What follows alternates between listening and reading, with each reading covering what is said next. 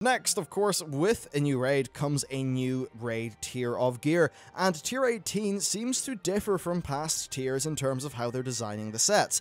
It seems, to me anyway, as if they are designing the sets based more off the class, rather than the aesthetic of the actual raid. Of course, they will probably, well, they do integrate the raid aesthetic into sets where they can, but it does look a bit less contrived in some ways, and I think this is a great philosophy because while it did yield some crazy-ass clown gear in the Burning Crusade, it also resulted in some of the most iconic sets in the game, and I know certainly looking at these sets, yeah, maybe a few of them are a bit wonky, but I think the Rogue one's really badass. I really like the Hunter one, it feels huntery. The Warrior one is really, really cool.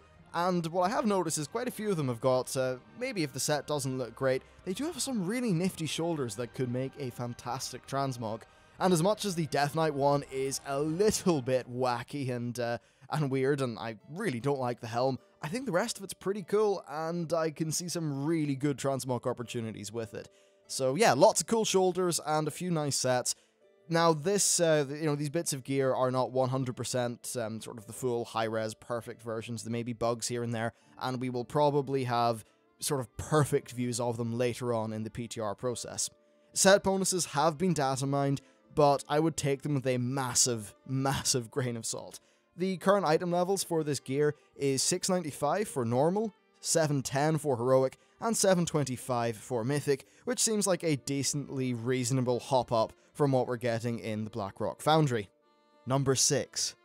Next, let us not forget the legendary quest and the